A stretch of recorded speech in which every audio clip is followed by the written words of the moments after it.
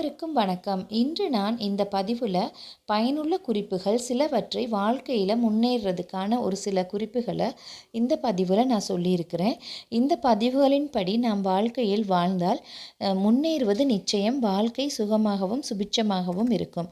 அதனால் இந்த பதிவுகளை படிச்சுட்டு நாம் இதுக்கேற்ற மாதிரி வாழ்க்கையை மேற்கொள்வோம். பூக்களை தொடுத்து கட்டும்போது இடைவெளி இருக்கக்கூடாது. அப்படி கட்டியுள்ள பூவை கடையில் வாங்காதீர்கள். நீங்களாகவே வாங்கி நெருக்கமாக துடித்து அணிந்து கொள்ளுங்கள். அதனால் கணவன் மனைவி உறவு மேம்படும். செவ்வாய்க்கிழமையும் வெள்ளிக்கிழமையும் கணவன் மனைவியுடன் சண்டை போடாதீர்கள். எப்போதும் சண்டையில்லாமல் ஒற்றுமையாக இருப்பது நல்லது. சுப கடாட்ச குறைவு ஏற்படும். தினசரி காலை எழுந்தவுடன் பார்க்க வேண்டியவை கோவில், கோபுரம், சிவலிங்கம், தெய்வப் படங்கள், நல்ல புஷ்பங்கள், மேகம் சூழ்ந்த மலைகள், தீபம், கண்ணாடி, சந்தனம், மிருதங்கம், கன்றுடன் பசு, உள்ளங்கை, மனைவி, குழந்தைகள். வீடுகளில் பூஜை அறை என்று தனியாக வைத்து கொண்டிருந்தால் அங்கு தேவையில்லாத உடைந்த பொருட்களை சேர்த்து வைக்காதீர்கள். அது இறை சக்தியை குறைக்கும். அமாவாசை திவசம் ஆகிய நாட்களில் வாசலில் கோலம் போடக்கூடாது. பொதுவாக பெண்கள் நெற்றிக்கு திலகமிடாமல், அதாவது குங்குமம் வைக்காமல் பூஜை செய்யக்கூடாது. முக்கியமாக சுமங்கலி பெண்கள் குங்குமம் வைத்து கொண்டுதான் பூஜை செய்ய வேண்டும். பெண்கள் பூசணிக்காய் உடைத்தல் கூடாது. இரு கைகளால் தலையை சொரிதல் ஆகாது. கர்ப்பிணி பெண்கள் தேங்காய் உடைத்தல் கூடாது. அதாவது பிரசவ காலங்களில் பெண்கள் தேங்காய் உடைத்தல் கூடாது. வீட்டின் நிலைகளில் குங்குமம், மஞ்சள் வைக்க வேண்டும். இதனால் தீய சக்திகளும் விஷப்பூச்சிகளும் வீட்டிற்குள் வராது. நெய், விளக்கு எண்ணெய், நல்லெண்ணெய், இழுப்ப எண்ணெய், தேங்காய் எண்ணெய் இவை 5ம் கலந்து ஊற்றி 48 நாட்கள் விளக்கேற்றி பூஜை செய்தால் தேவியின் அருளும் மந்திர சக்தியும் கிடைக்கும். ஏற்றிய விளக்கில் இருந்து கற்பூரத்தையோ ஊதுபத்தியையோ ஏற்றக்கூடாது. வீட்டில் பூஜை அறையில் தெய்வ படங்களுடன் மறைந்த மூதாதையர் படத்தை சேர்க்காமல் தனியாக வைத்து வணங்கினால் சிறந்த பலன் கிடைக்கும். சனி பகவானுக்கு வீட்டில் எள் விளக்கு ஏற்றக்கூடாது. யாராவது தூங்கிக் கொண்டிருக்கும் போது காலை மாலை வேளைகளில் விளக்கேற்றக்கூடாது.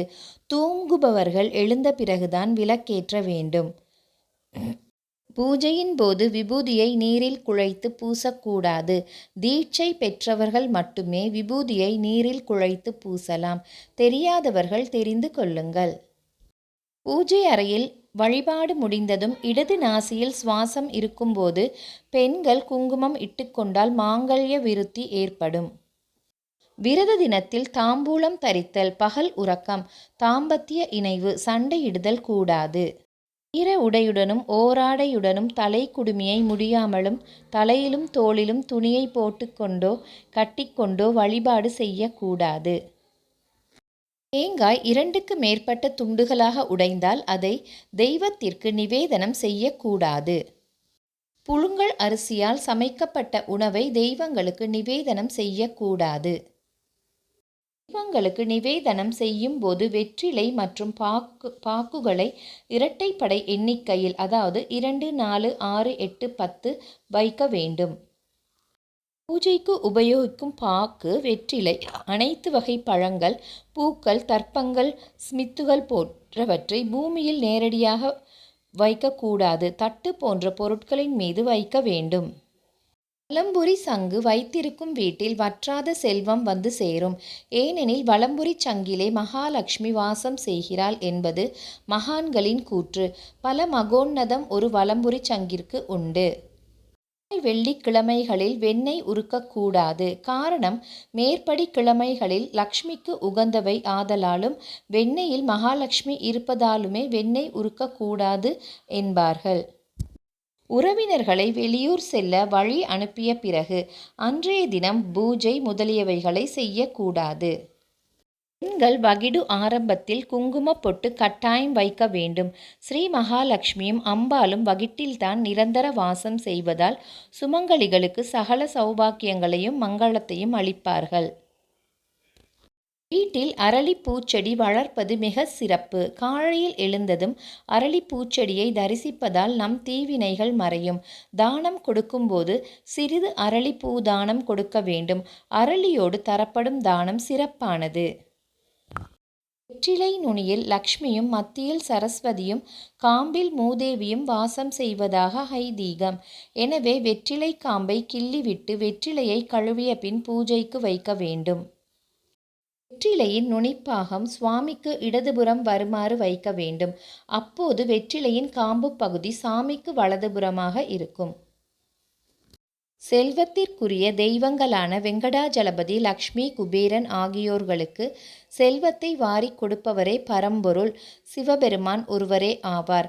இவர்களின் படங்களை வீட்டின் வெளிப்புறம் பார்த்து இருக்குமாறு மாட்டக்கூடாது. நிவேதனம் செய்த தேங்காயை சமையலில் சேர்த்து அந்த உணவை மறுபடியும் சாமிக்கு நிவேதனம் செய்யக்கூடாது. அன்னம் முதலியவற்றை எவர் சில்வர் பாத்திரங்களில் நேரடியாக வைத்து தெய்வங்களுக்கு நிவேதனம் செய்யக்கூடாது. பாத்திரத்தில் இலை வைத்து அதில் உணவை வைத்து நிவேதனம் செய்யலாம். கடல் நீரை கொஞ்சம் குளிக்கும் நீரில் கலந்து குளித்து வந்தால் உடம்பில் உள்ள எதிர்மறை சக்திகள் அகலும், புத்துணர்ச்சி கிடைக்கும். தனது வீட்டில் கோலம் போடாமலும் விளக்கேற்றாமலும் ஆலயங்களுக்கு செல்லக்கூடாது. படங்களில் உள்ள உலர்ந்த பூக்களை வீட்டில் வைக்கக்கூடாது. காலில் மிதிப்படாமல் நீர்நிலைகளில் சேர்ப்பது நல்லது. வரும் சுமங்கலிகள் அனைவருக்கும் தாம்பூலம், குங்குமம் கொடுத்து அனுப்ப வேண்டும். வயது முதிர்ந்த சுமங்கலிகளிடம் காலில் விழுந்து ஆசி பெற்று குங்குமம் அவர்களை வைக்கச் சொல்லி பெற வேண்டும். அவர்களுக்கும் தர வேண்டும். இதை கடைபிடித்தாலே வாழ்க்கையில் முன்னேற்றம் நிச்சயமாக கிடைக்கும்.